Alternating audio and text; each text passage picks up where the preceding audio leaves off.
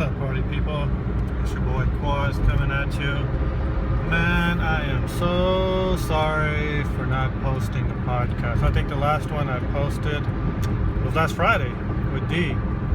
And, I tried to do a podcast with D and even Jay. D didn't show up. I fell asleep on Monday watching the Skins lose to the Cowboys. And then I tried to do a podcast last night with Jay, and he fell asleep on me. So, and I did a solo podcast, and then I hit publish on YouTube, and YouTube's like, no, we're not going to publish. You're shit out of luck, asshole. Go publish your podcast somewhere else. So, like, every time I do webcam podcast with YouTube, it's always 50-50, it might publish, it might not. So I'm always a little weary, always a little cautious doing it with YouTube, but it is what it is. I had a great show. I broke down and discussed Goodfellas, the movie. Had lots of nuggets and whatnot. I was going to discuss it with Joel, who both Joel and I, we love Goodfellas. He likes The Godfather a little bit better than he does Goodfellas, but it is what it is, I love Goodfellas, one of my favorite movies of all time, and but I'll keep that reserved in the waitings for the wings for the next podcast. Hopefully Joel, Jay will join me.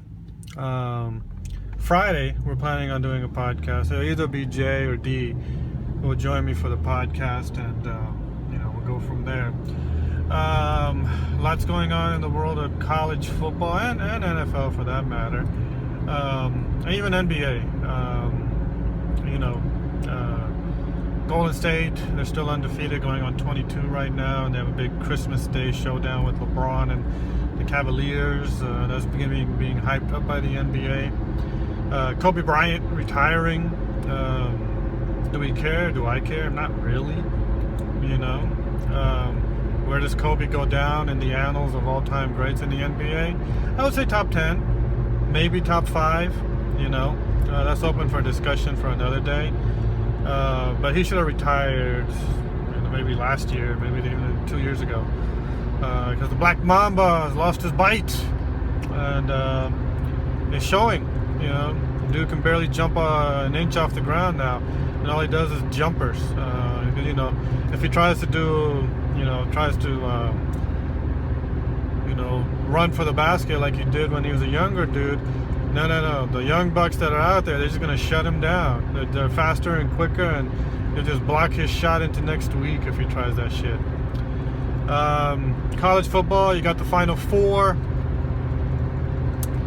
of Clemson, Alabama, Oklahoma, Michigan State, in that order. My beloved Florida Gators did not upset Alabama and cause chaos. Neither did any of the other teams, really, that were playing against the teams that made the spots. UNC put a little scare into Clemson, but in the end, Clemson ended up winning, as did Iowa.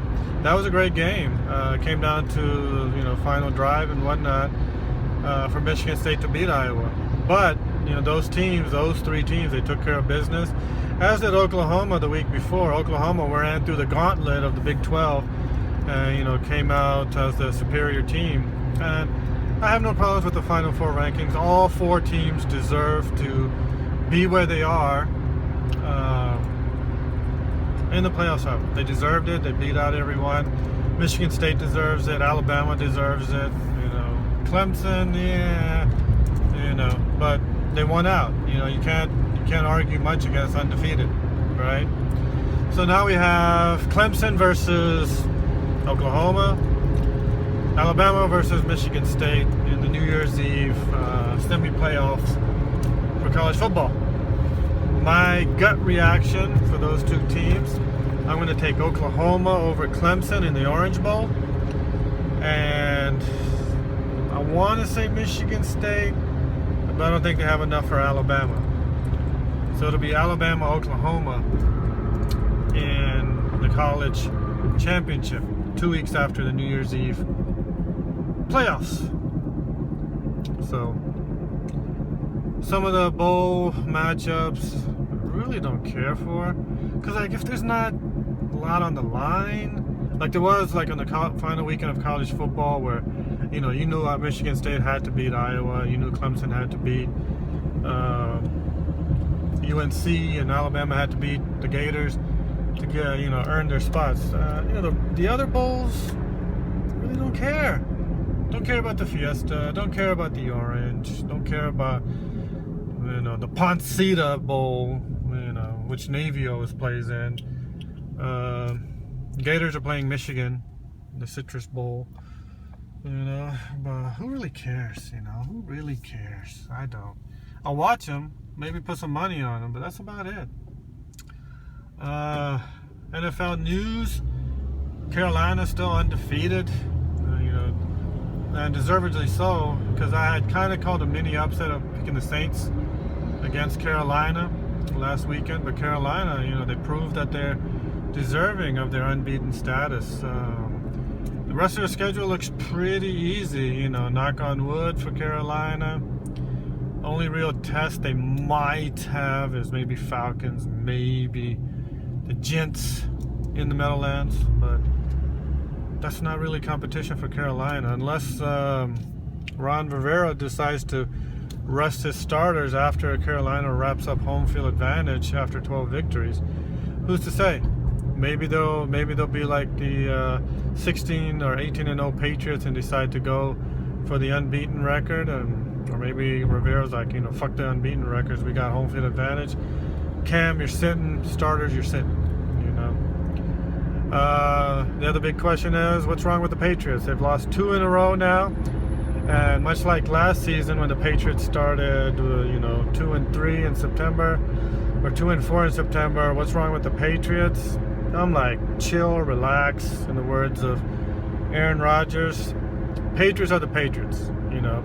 They're not, the Packers when they start losing. Patriots are Brady, Patriots are Belichick. They have a proven track record of winning and consistently winning. So don't worry about the Patriots. They'll be fine. They'll get into the playoffs. They'll get some much-needed rest for the starters. Amendola and Edelman and even Gronk. Though their running backs out, but they got LeGarrette Blount, who's a good fill-in. Patriots will be fine. And then you have the Broncos. If the Broncos, they're going to make the playoffs, but if Peyton Manning is healthy, rumor has it, rumor has it that Broncos staff and the brain trust at Broncos headquarters, they want Peyton Manning to play in the playoffs. Maybe to shop him around, because come off season, whenever the Broncos off season starts, they're going to go with Brock over Peyton as the future. Broncos management wants to just release Manning and let him shop his services around to another team. Thus, the showcase in the playoffs. Future is Brock with the Broncos, and Peyton is going to be with some other team. Maybe some fringe playoff contenders like the Vikings, like maybe the Raiders. Who knows? But other than being a playoff appearance here or there, 1 or 2 games in the postseason, Peyton Manning's days in the Broncos uniform is a done deal after the Patriots or whomever beats them. Did you hear Donald Trump say what he said when asked about his reaction to San Bernardino and whatnot? He wants to ban all Muslim immigrants from entering America. And this guy's running for president? Who the fuck is Trump to make such claims like that? Hope he doesn't get elected president, because then we'll be in real trouble. Fortunately, the Republican Party and the candidates are in such disarray, they can't collectively get and present a strong candidate for the presidency. So, a little a while back, maybe a month, maybe 2 months ago, I was like, I like Trump. I like he speaks from the hip and says what he's, what he wants to say. But now, nah. Dude's a bigot, dude's a racist for saying some more remarks like that. We knew he was a racist back when he was challenging Obama's U.S. citizenship birthright, or birthing, whatever they want to call it. But now he's just blatant about his racism. I get it. He's catering to the Republican core and whatnot, because that's what Republican core is, white America. But to make a remark, he is losing votes not only with the Muslim Americans in America, which is quite a few, but also with all the minorities in America. Because all the minorities are watching, listening, and hearing this, and they're like, if he feels that way about Muslims, how does he feel about an African American, a Latino American, an Asian American, Canadian American, whatnot? He might be damn right just flat out racist against us too. I get it. He's doing it to get his name in the news, to get points in the polls and whatnot, but doing it the wrong way. If he was smart, and I think he has a little bit of intelligence, he'd choose his comments more wisely. But again, the Republican Party is such in disarray that Trump can afford to make those comments because he knows it's not going to hit his numbers. Ben Carson is losing steam. And then you have Rubio and the other Latino American running for president. They're gaining steam, but the votes, the polls and numbers are such scattered amongst the candidates. It's really no solid front runner. But people, don't go for Trump. My goodness, if we get that dude in president in the Oval Office, we're going to be in trouble. My goodness. Do not elect Trump and fuck the Republicans, Be smart. Vote for Hillary. Let the calm and consistency and the smart level-headedness that Obama has been leading in the White House for the past 8 years, let that please, please, please continue for another 8 years. God damn.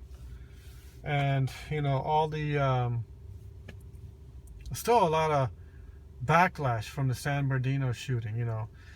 One thing, I was listening to the radio, and one of these airhead disc jockeys was commenting on the climate in America, gun violence and whatnot. He's like, wow, we got to be careful so we don't have another San Bernardino, or we don't have another Paris, or we don't have God forbid another 9/11. I'm like, wait a minute, what about the shootings in Denver? What about the shootings in Massachusetts that crazy white guys carried out? Have we forgotten Oklahoma bombings? Terrorism is not strictly fanatical Muslims. Terrorism is anyone that's hell-bent on carrying out their radical ideological, religious, or social beliefs to terrorize other people, to get their message out for that matter, for that issue. It could be homegrown domestic terrorism. It could be terrorism from abroad, It could be anything in the form of a threat against innocent people. Not just Americans, innocent people. We saw that in France. We saw that wherever, We see it in India. We see it in Africa. We see it whatnot, Yeah, I'll contend that the majority of the terrorism is done by radical Islamists, yeah? But they're a small percentage. I loved Obama's speech that he made on, I believe, Sunday night, where he came out making a statement against radical Islam and the terrorism that ISIS and ISIL have been conducting. Yes, he condemned them. Yes, he considered it a terrorist act against America, but he didn't go as far as to say, I'm declaring war. No. Obama's smarter than that. He's not Bush. He's not Trump. He's not going to say, let's go to war with these guys. No. Obama's smart. He's level-headed. He's like, we have a plan. We're going to carry out the plan. We're going to stick to the plan. We're not going to do, knee-jerk reaction and do something, radical and respond irresponsibly, which was great. That's what you want a responsible president to do and to say, more importantly. Also, he also pointed out that these terrorists, the radical Islamists, radical Muslims, they're a small faction of the entire Muslim race. We have Muslim Americans in America that want nothing more than to be Muslims and to be Americans and live in this country as such. That was a great point. We're Muslims, we're Americans, but key point, we're in America. We're proud to be here in America. We love America. We are pro-American and also pro-Muslim. We're anti-terrorism and anti-radical Islam. That's the point. Again, I point out to the parallel lines. Radical Islam is much like the Ku Klux Klan, or even as far as to say the Black Panthers, who use violence to get their message across. Now, white America in general say, well, I'm not Ku Klux Klan. Exactly. That's what Muslims, American Muslims, are trying to say. We're not ISIL, we're not ISIS. That's a very small faction of Muslims worldwide. But yet we get labeled as terrorists. Just like Italian Americans get labeled as, hey, he's got a Italian name, he must be associated with the mob. No. Mob is very small percentage of Italian Americans. Italian Americans are well represented in America in all types of walk and shape. Same as Muslims American Muslims, whatever. You get the point, It's unfortunate that it happened, but don't be quick to knee-jerk reactions. I thank Obama for coming out and making that speech. He kind of felt he had to calm the situation down. A lot of Republicans were stirring the pot. We got to respond, we got to attack, we got to deport all Muslims from our countries and whatnot. No. Obama's smarter than that. And that's why I hope we keep a Democrat in office. Keep it here. If it's Hillary, if it's Bernie Sanders, whoever it might be. Just don't get a chicken hawk Republican in there that's going to do something terrible and get us involved in another war and have a state of fear in America where Muslims, American Muslims, law-abiding American Muslims are afraid to go out of their own house because we might as well be wearing the Jewish star then, because that's how targeted we're going to be if we get a Republican in the House. Enough said, made my point. Thanks for listening for the show. I'm going to keep it at the 17-minute mark. Listen for the show Friday, Saturday, whenever you get a chance. We'll try and get D or J on, and we'll have some fun. We'll keep it light, not so serious. I'm reading your emails, like, some of the users are like, why so why so serious, Quaz? Keep the shit funny, keep it light, make crack jokes and whatnot. Lighten up, dude.